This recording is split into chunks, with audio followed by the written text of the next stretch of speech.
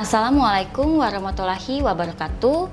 Salam sejahtera bagi kita semua. Om Swastiastu, Namo Buddhaya, salam kebajikan. Perkenalkan, nama saya Ade Yuniati. Saya merupakan seorang dosen dari program studi akuntansi Fakultas Ekonomi dan Bisnis Universitas Palangkaraya. Kali ini saya akan menjelaskan mengenai mata kuliah akuntansi perbankan yang ditawarkan pada semester 6 di program studi akuntansi.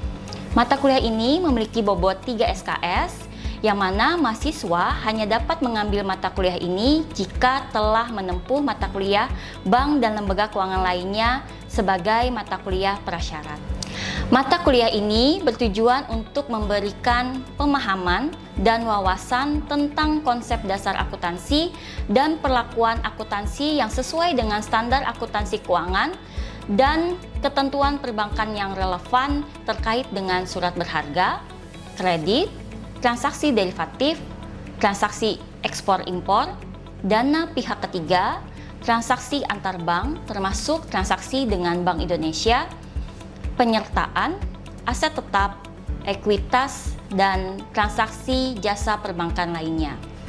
Sehingga nantinya mahasiswa yang telah menempuh mata kuliah ini diharapkan memiliki kompetensi yang sesuai dengan profil lulusan di jurusan akuntansi Fakultas Ekonomi dan Bisnis Universitas Palangkaraya. Adapun capaian pembelajaran lulusan yang dibebankan untuk mata kuliah ini mencakup sikap, pengetahuan, keterampilan umum, dan keterampilan khusus. Kemampuan spesifik yang harus dicapai oleh mahasiswa yang telah menempuh mata kuliah ini tercantum dalam capaian pembelajaran mata kuliah berikut ini. Yang pertama, mahasiswa dapat menguraikan konsep akuntansi perbankan berdasarkan standar akuntansi keuangan yang berdampak signifikan dalam penyusunan laporan keuangan bank. Yang kedua, mahasiswa dapat menguraikan kerangka dasar pelaporan keuangan perbankan. Dan yang ketiga, mahasiswa menganalisis perlakuan akuntansi pada setiap transaksi perbankan sesuai standar yang berlaku dan ketentuan perbankan terkait untuk dapat menghasilkan informasi keuangan yang andal dan relevan. Untuk mencapai ketiga CPMK tersebut, terdapat 14 topik yang akan dibahas selama 1 semester atau 16 kali pertemuan dengan sistem pembelajaran tatap muka. Adapun ke-14 topik tersebut adalah yang pertama, konsep dasar akuntansi perbankan, yang kedua, laporan keuangan bank, yang ketiga, penjelasan umum aset dan kewajiban keuangan, yang keempat, surat berharga, yang kelima, kredit, yang keenam, transaksi derivatif, yang ketujuh, transaksi ekspor-impor, yang kedelapan, simpanan atau dana pihak ketiga, yang kesembilan, transaksi antar bank dan transaksi dengan Bank Indonesia, yang kesepuluh, penyertaan, yang kesebelas, aset tetap, yang kedua belas, ekuitas, yang ketiga belas, transaksi jasa perbankan, dan yang terakhir, laporan laba rugi. Referensi utama yang digunakan dalam mata kuliah ini adalah buku panduan akuntansi perbankan yang disusun oleh OJK dan juga standar akuntansi keuangan yang berlaku di Indonesia. Dalam pembahasan materi, mahasiswa diwajibkan untuk dapat berdiskusi secara aktif dan kritis, di mana nantinya mahasiswa akan diberikan penugasan, baik itu secara individu maupun secara kelompok, yang dimana mahasiswa diminta untuk memecahkan masalah atau studi kasus. Oleh karena itu, bobot penilaian yang akan diberikan kepada mahasiswa yang menempuh mata kuliah ini meliputi yang pertama, aktivitas partisipatif atau studi kasus sebesar 50%, tugas atau kuis sebesar 10%, ujian tengah semester sebesar 20%, dan ujian akhir semester sebesar 20%. Rubrik penilaian studi kasus terdapat pada RPS yang telah dijelaskan kepada mahasiswa pada pertemuan awal perkuliahan. Pada kesempatan ini, saya juga akan menampilkan cuplikan dari perkuliahan mata kuliah akuntansi perbankan pada pertemuan kedua. Terima kasih.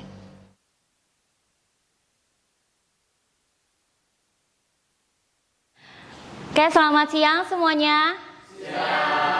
Oke, teman-teman sudah mengerjakan tugas yang diberikan, sudah dikumpulkan ke GCR? Oke, berarti sudah tahu ya apa saja komponen laporan keuangan bank. Ada yang mau menyebutkan? Siapa? Oke, silahkan. Rizky. Baik Bu, dari komponen laporan keuangan perbankan itu ada 5. Satu yaitu laporan posisi keuangan, yang kedua itu laporan laba rugi dan penghasilan komprehensif lain, yang ketiga laporan perubahan ekuitas, yang keempat laporan arus kas, dan yang terakhir yaitu CLK atau catatan atas laporan keuangan. Oke, bagus sekali Rizky. Jadi untuk komponen laporan keuangan itu ada 5 ya. Pertama laporan posisi keuangan, kemudian ada laporan laba rugi dan komprehensif lain, kemudian yang ketiga ada laporan perubahan ekuitas, laporan arus kas, dan catatan atas laporan keuangan. 5 hal itu harus diingat karena nanti sampai akhir mata kuliah ini itu akan selalu dibahas ya. Nah, untuk pertemuan kedua kita akan membahas tentang laporan keuangan bank. Tujuan pembelajarannya setelah mahasiswa mempelajari materi ini, mahasiswa itu diharapkan untuk mampu memahami kerangka laporan keuangan, mampu memahami komponen laporan keuangan, dan mampu menganalisis kinerja keuangan perbankan. Apa itu tujuan laporan keuangan? Laporan keuangan itu merupakan media informasi yang berisi aset, liabilitas, ekuitas, penghasilan, dan beban yang merupakan milik entitas pelapor yang berguna bagi pengguna laporan keuangan untuk menilai prospek arus kas di masa depan. Dan nanti laporan keuangan ini juga akan menjadi tanggung jawab manajemen. Bagaimana mereka bisa mengelola sumber daya yang sudah dipercayakan kepada mereka. Itu ya, itu tujuan dari laporan keuangan. Selanjutnya, tadi di tujuan pelaporan keuangan, nah pihak manajemen itu menyediakan informasi keuangan bagi pengguna laporan keuangan. Nah pertanyaannya, siapa pengguna laporan keuangan bank? Siapa yang mau jawab? Angkat tangan. Iya, silahkan. Dari Ahyar, siapa Ahyar? Manajemen perusahaan. Manajemen perusahaan, oke. Munawaroh? Investor dan calon investor. Oke. Jeremy? Kreditur. Kreditur. Kemudian yang di belakang namanya?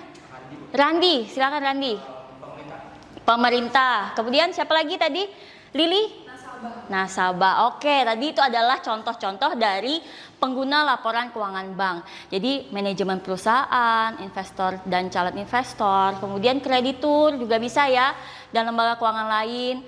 Kemudian otoritas pengawas, misalnya OJK, Bank Indonesia itu ya. Pemerintah terkait dengan pajak tentunya. Kemudian nasabah dan peneliti sekaligus akademisi. Kalian nanti ketika skripsi, misalnya kalian mau mengambil data keuangan, pasti kalian akan mencari laporan keuangan yang diterbitkan oleh perusahaan-perusahaan. Misalnya kalian sektornya perbankan, berarti laporan keuangan bank ini yang kalian perlukan untuk data skripsi kalian. Oke, nah untuk asumsi dasar, jadi laporan keuangan itu asumsinya adalah kelangsungan usaha atau going concern. Oke, siapa yang mau menjelaskan apa yang dimaksud dengan going concern? Angkat tangan. Oke, silahkan, Johan. Ya, saya Bu.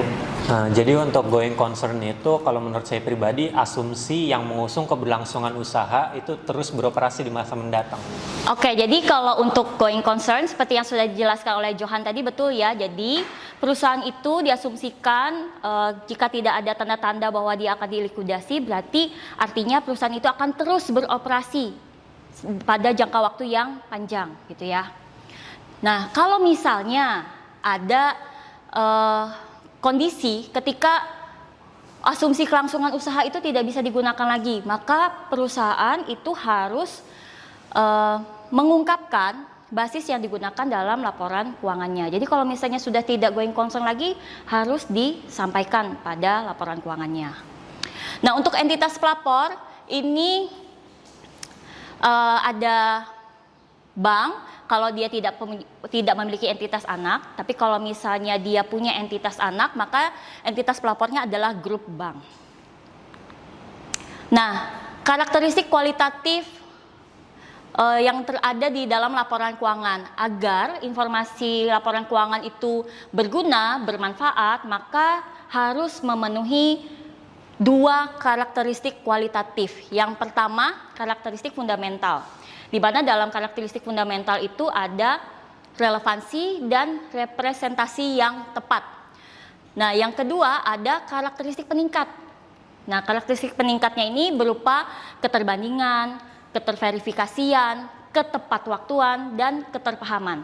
Bayangkan kalau kalian buat laporan keuangan, tapi 2024 kalian nanti terbitkannya di 2028, bermanfaat nggak?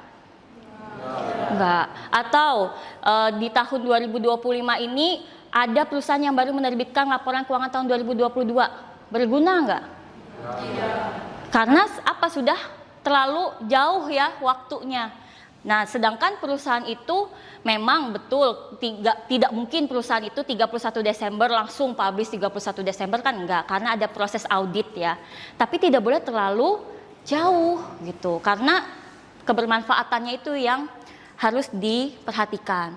Kemudian keterpahaman, gimana kalau misalnya bikin laporan keuangan yang paham hanya kalian saja, yang baca bingung karena formatnya suka-suka kalian, misalnya tidak sesuai standar, itu akan sulit dipahami ya, sehingga sulit dibandingkan, sulit diverifikasi dan lain-lain. Jadi selain relevansi dan representasi yang tepat, harus juga memenuhi karakteristik peningkat itu supaya laporan keuangan itu lebih bermanfaat.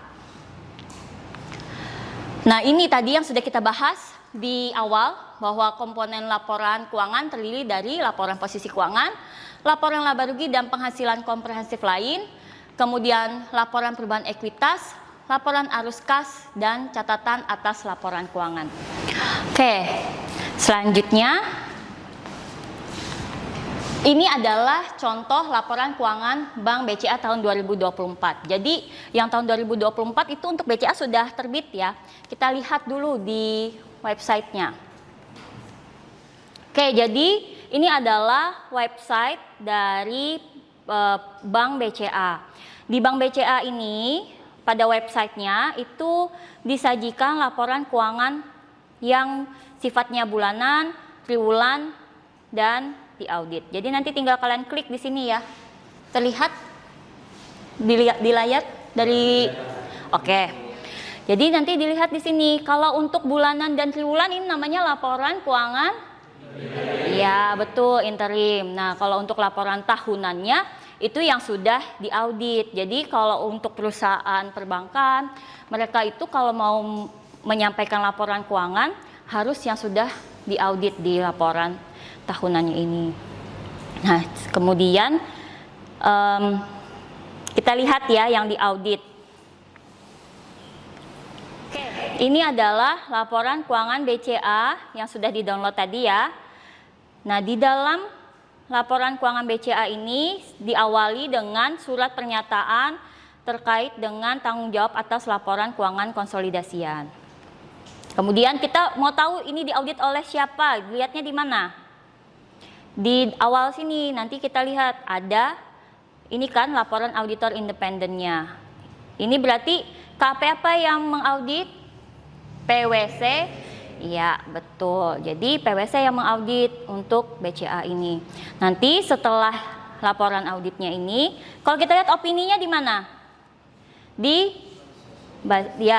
opini ini ya. Kalau kita lihat di paragraf kedua, menurut opini kami, laporan keuangan konsolidasian terlampir menyajikan secara wajar dalam semua hal yang material, posisi keuangan konsolidasian grup tanggal 31 Desember 2024, serta kinerja keuangan konsolidasian dan arus kas konsolidasiannya untuk tahun yang berakhir pada tanggal tersebut sesuai dengan standar akuntansi keuangan di Indonesia. Berarti apa opininya? WTP, wajar tanpa pengecualian. Oke, good. Selanjutnya, setelah laporan ini baru ada laporan posisi keuangan. Nah, di sini. Jadi kalau kita lihat di laporan posisi keuangan itu ada 2 tahun ya yang dibandingkan. Karena ini laporan posisi keuangannya untuk 31 Desember 2024, otomatis di sebelah kanannya itu ada untuk periode tahun sebelumnya 2023. Nah, kemudian kita lihat di sini aset, kemudian liabilitas dan ekuitas. Begitu juga dengan komponen laporan laba rugi dan penghasilan komprehensif lain. Ada pendapatan dan beban operasional, kemudian pendapatan dan bunga syariah dan beban operasional lainnya, baru diketahui laba sebelum pajak, setelah dikurangi pajak, laba bersih, dan di bawahnya ada penghasilan komprehensif lain. Oke. Minggu lalu kita sudah pernah bahas untuk laporan keuangan, basis pencatatannya berbasis prinsip. Oke, masih ingat semua ya berarti materi minggu lalu. Jadi inilah yang disajikan oleh contohnya di sini adalah laporan BCA. Oke, kita lanjut lagi ke materi kita. Oke, jadi itu tadi materi untuk pertemuan 2 ya. Sebelum kita akhiri ada pertanyaan? Oke, silahkan Ahyar. Ada Bu. Ya, silahkan. Saya ingin bertanya Bu, pada laporan keuangan kan ada bagian tentang kredit. Nah yang ingin saya tanyakan, sebenarnya siapakah yang memberikan kredit pada bank? Oke, ada yang mau menjawab pertanyaan Ahyar? Saya Bu. Oh ya, silahkan Lukas. Contohnya itu Bank Indonesia, Bu. Oke, bagus. Betul, salah satunya adalah Bank Indonesia. Oke, bagus pertanyaannya. Siapa yang memberikan kredit kepada bank? Tadi sudah dijawab dengan benar oleh Lukas bahwa salah satunya adalah Bank Indonesia. Jadi di perbankan walaupun biasanya menyalurkan kredit, kali ini mereka juga dalam keadaan tertentu bisa juga mereka yang menerima kredit. Bisa juga dari pinjaman dari bank lain atau bisa juga melalui pasar uang antar bank. Nah, itu juga bisa. Oke, ada lagi pertanyaan lainnya? Saya Bu. Ya, silakan Sabil. Saya Bu. Oke. Pertanyaannya ini Bu, apa yang menjadi pembeda antara laporan posisi keuangan perbankan dan juga non perbankan itu Bu? Itu saja pertanyaan saya. Oke, baik. Terima kasih pertanyaannya Sabil. Oke, kalau kita lihat contohnya lagi ya ke Bank BCA.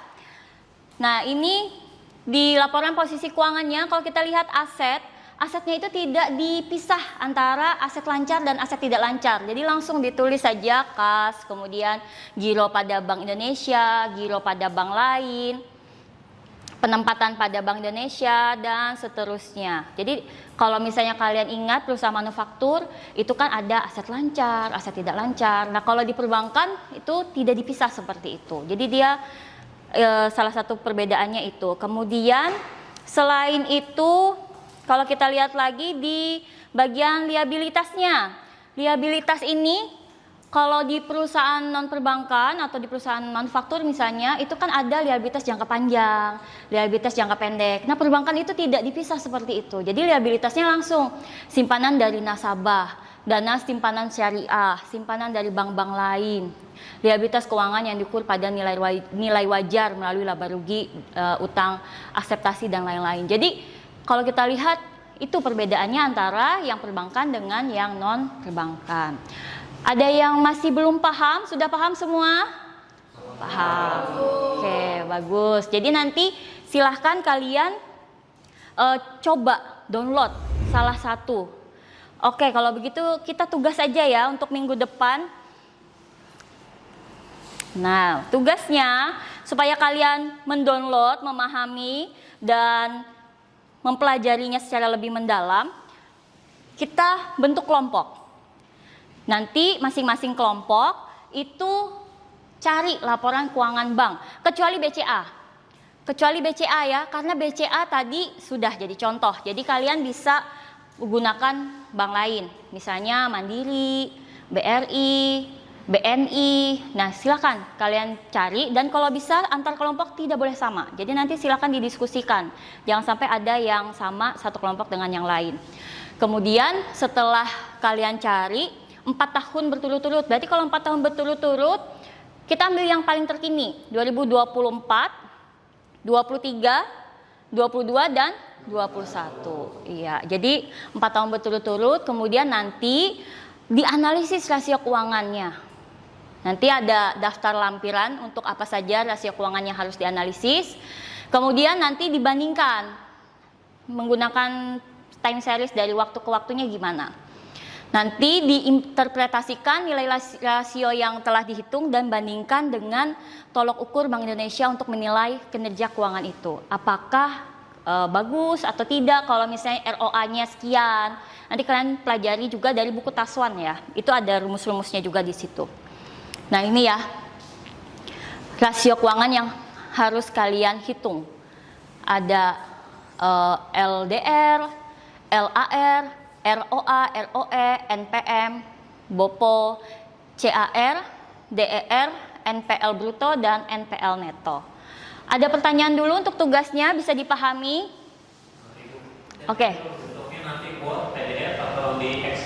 Nanti perhitungannya di Excel, kemudian interpretasinya silahkan buat dalam bentuk infografis, bisa pakai PPT ya, biar lebih mudah. Nanti kalian akan presentasi satu-satu. Oke, ada lagi? Kira-kira untuk dikumpulnya kapan ya? Oke, kumpulkannya minggu depan pada pertemuan ketiga ya. Oke. Munawaroh? Satu kelompok berapa orang? Pilih sendiri atau dipilihkan? Mau dipilih atau pilih sendiri? Pilih sendiri. Oke, satu kelompoknya 4 orang ya. Satu kelompok 4 orang, pilih sendiri. Jadi saya harap bisa bekerja sama dalam tim dengan baik, melakukan analisis rasionya, kemudian dikumpulkan tepat waktu minggu depan. Boleh kita akhiri ke perkuliahannya hari ini? Boleh. Oke, jangan lupa tugasnya ya. Kita ketemu lagi minggu depan di jam yang sama. Terima kasih, selamat siang.